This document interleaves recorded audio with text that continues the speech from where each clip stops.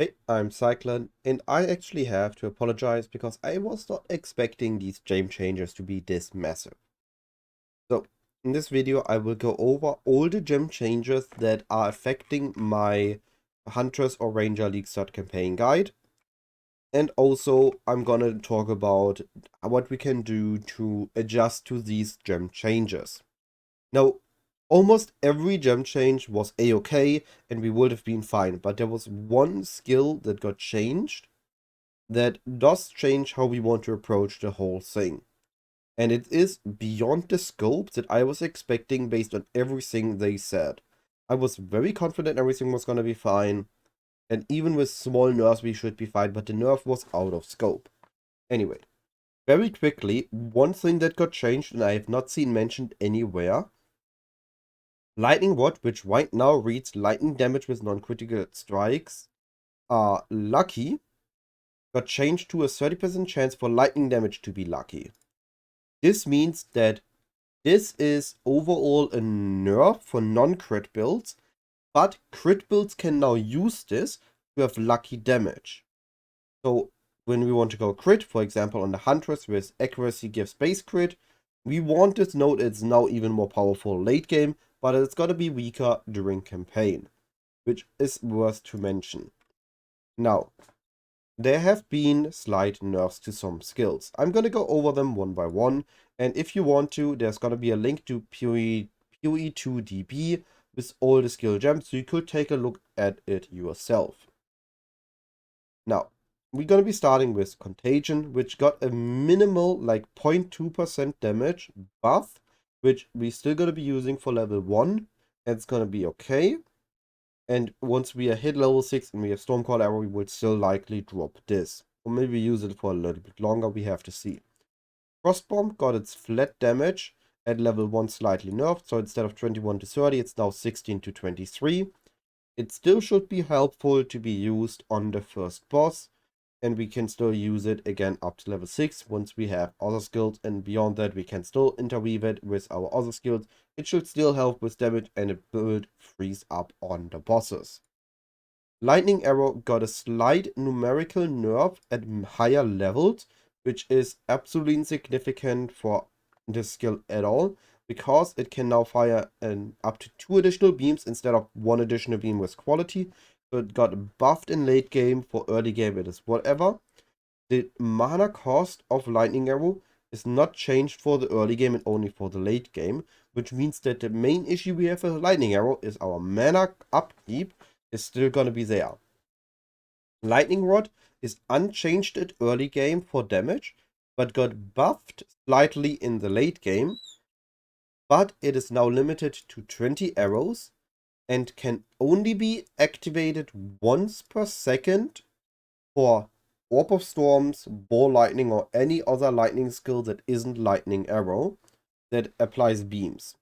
So we can, if basically what this means is if we use Orb of Storms Lightning Rod, our Lightning Rods will deal 1 burst every second. Instead of proccing like 5 times a second, which is just what it happened so far, we can only get 1 proc per second per Lightning Rod.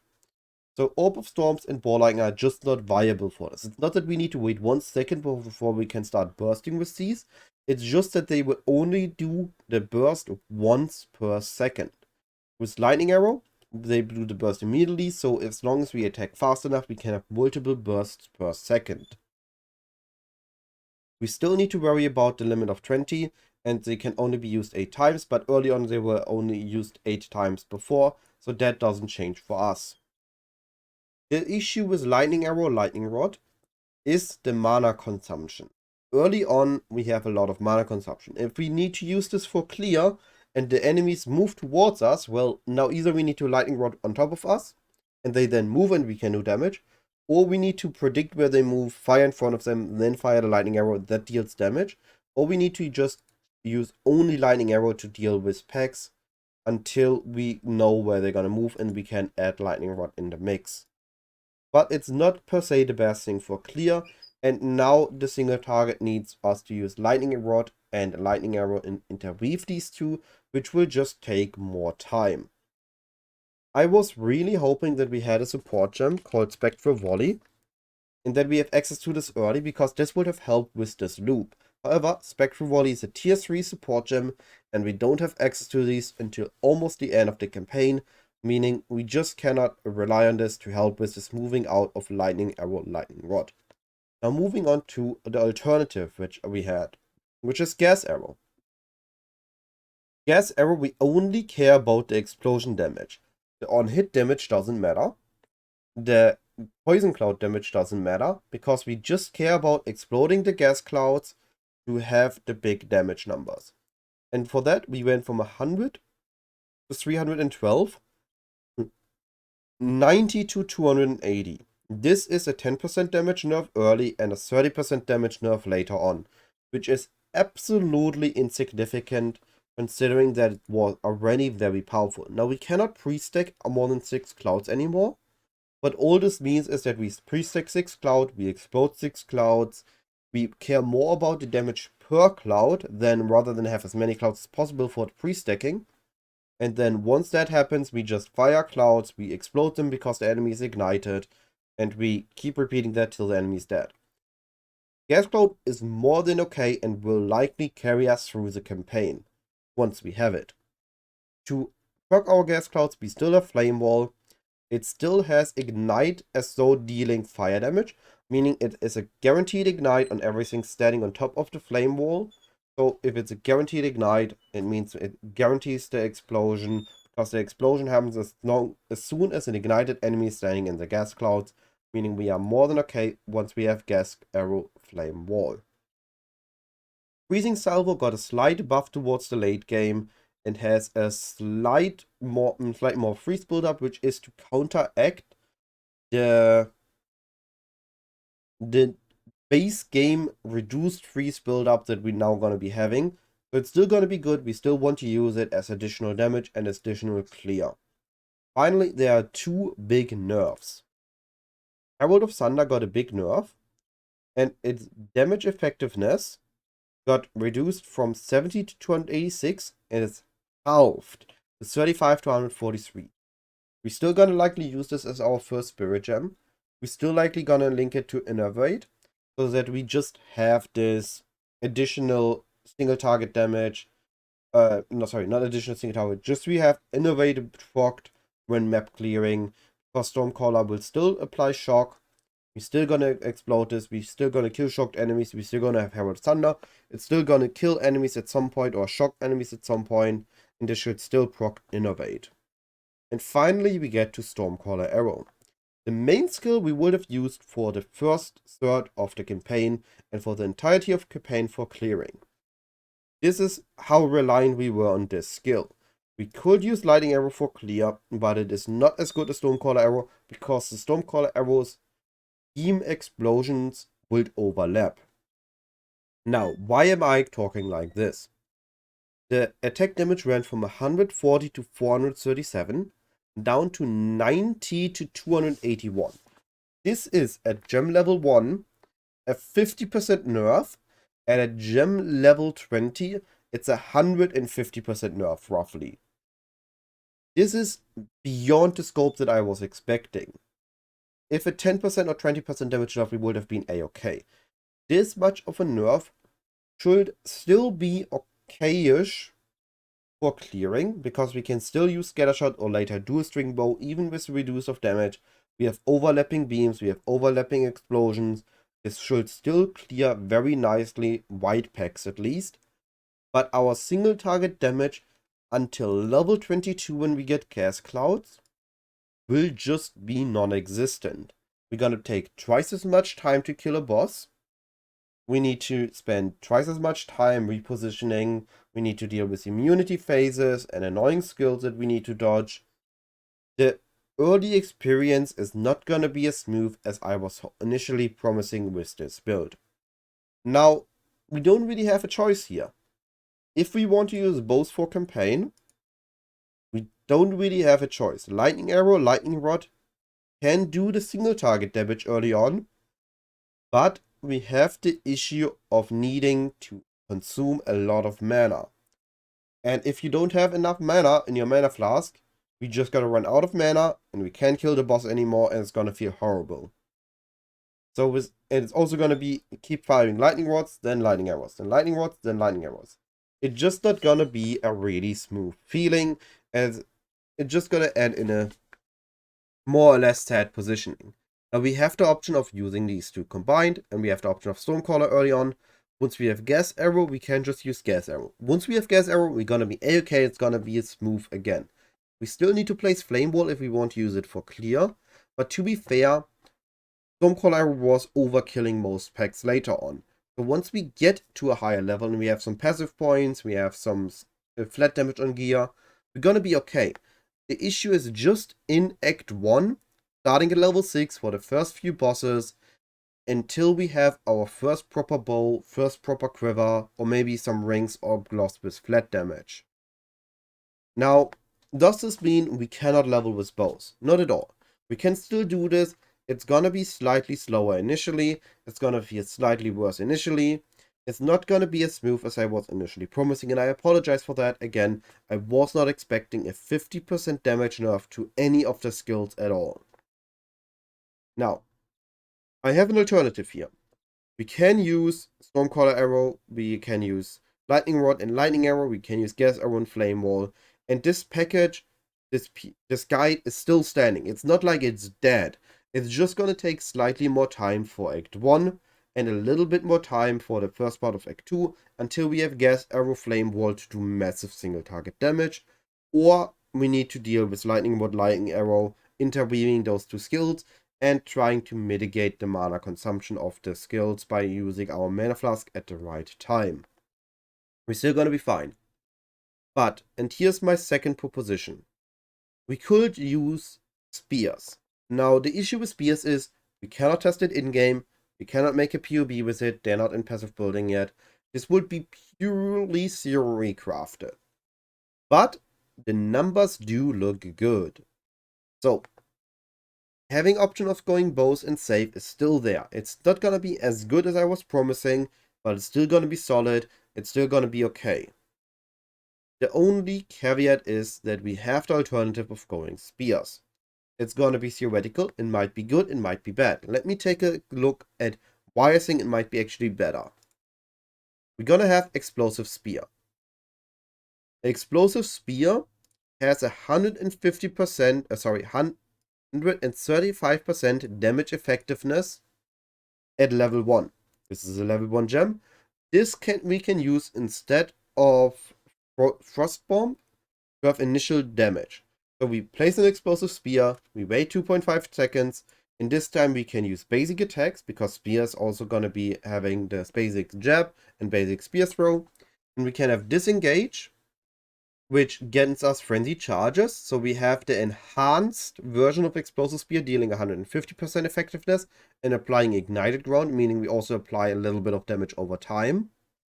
So we're gonna have a neat amount of damage with Explosive Spear early. So we have Explosive Spear, Disengage, normal Spear Throw, and normal Spear Jab. Then we have the option of, once we get to a little higher level and we have access to level 3 gems, we have the option of Fangs of the Frost for single target. Now, Fangs of the Frost, which should be here, is converting our fist to cold damage. It has a decent damage effectiveness, but mainly what this means is that instead of doing basic attacks, instead we're gonna be placing our Explosive Spear. We're gonna wait for it to explode, and in the meantime, we're just gonna use Fangs of the Frost to jab at the enemy. When we parry, I don't think we want to use this to cause more freeze buildup. We instead want to disengage, get a frenzy charge, then do the Explosive Spear with the enhanced version, which just should do more damage, and we continue to jab at the boss with Fangs of Frost to build up our freeze the easy way with this more freeze buildup. So this should last us all the way to level 14. On 14, we're gonna have a new toy to do single target with, and that is Stormlance. Stormlance is a tier 5 gem, so this means we get access to this at level 14.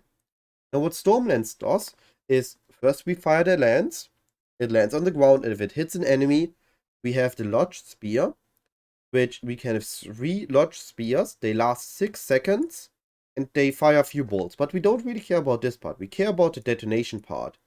if we detonate, they now deal a lot of bolts at all enemies in the radius, and these bolts have a good damage effectiveness. Now what I'm assuming is that if we just have one enemy there, it says firebolts at enemies, it could be that we just gonna have one hit on the boss, which is likely, but one hit with 140 damage effectiveness is pretty good. This is what Stormcaller used to be, 140 damage effectiveness at level 1. So this is promising, and we can have up to 3 of these spears at a time. Now we need to detonate them. The way we can detonate them is 2 ways. Either we have a frenzy charge enhanced explosive spear instantly detonating, or we link explosive spear with expedite, having less detonation time. So instead of waiting 2.5 seconds, we now only need to wait 1.5 seconds. So now our damage loop could be 3 storm lances and 1 explosive spear. And we keep repeating this until the boss is dead. Whenever we can parry, disengage, explosive spear, for the burning wound with explosive spear, and we're gonna be fine. Now this we can do all the way to 22, and then we get a very interesting toy. At level 22, it's a level 7 gem, there's Primal Strikes. Now what Primal Strikes does is absorb damage. Primal Strikes has 2 parts. We do 2 jabs, and then on the 3rd jab, if the enemy is shocked, we consume the shock and apply lightning exposure. Now on the first 2 attacks, if the enemy is shocked, they release a spirit. These spirits deal 260% effectiveness damage. They also convert all physical to lightning damage. And if the 3rd hit consumes the shock, they release a stampede of enemies. Now if we can consistently apply shock to an enemy, we can apply shock, jab, jab, big jab, and just deal a bunch of damage with these spirits. Now again, this is purely theoretical. Keep this in mind. We don't know how it's gonna feel, but if this works the way I expect it to work, this should be this new skill that's gonna nuke bosses as long as we can consistently shock them. We have 2 ways to shock.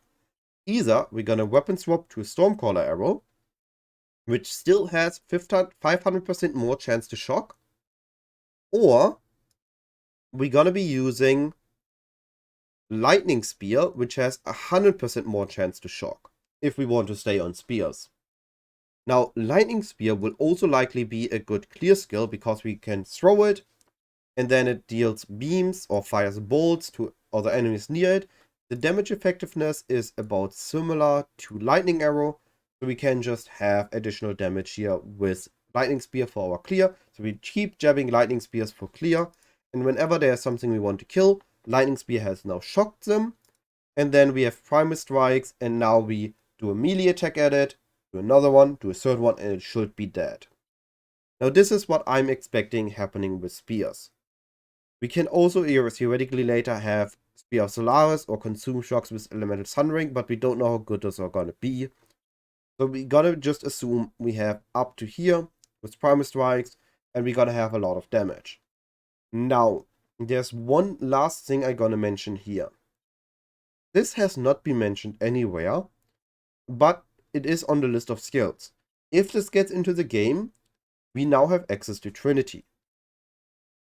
If we can balance dealing lightning and another damage type of our choice, we can build up resonance for both. We can have up to 100 resonance of each type, and we gain up to 10% damage for each elemental damage per 50 resonance. If we have 100 lightning resonance, that's 20% more elemental damage. If we have 100 lightning and cold resonance, now this is suddenly 40% more damage. Now we need to deal damage with a type to gain resonance for it, but we lose resonance of the other types. So we need to balance out 2 to 3 resonance type or damage types to build this up, and then we have big damage. Now it does consume 100 spirit, so we might not be worth it to use it, but if it's worth to use, this is going to be a very powerful support or very powerful persistent buff that's just going to help us nuke a lot of content in the game, assuming we can keep the resonance up. And all this said, again, I do want to apologize for not predicting the 50% damage of the Stormcaller arrow, making this not gonna be as smooth as I was promising it to be initially. But spears look pretty insane, so I'm gonna be pivoting to spears if the damage numbers of the spears look the same in-game as they look into PoEDB right now. And I'm gonna be, of course, running everything live on stream, and you can see how it's gonna be. Is it gonna be good? Is it gonna be bad? Do you want to stick to the safe option? You want to pivot to spears too? All this being said, this is all I can say for now. I will be further theory crafting this before launch. I will be playing with this on launch, either with bows or with spears on a Huntress, going into Amazon. All this being said, have a wonderful day. I'll be seeing you either on Twitch or on YouTube. Goodbye.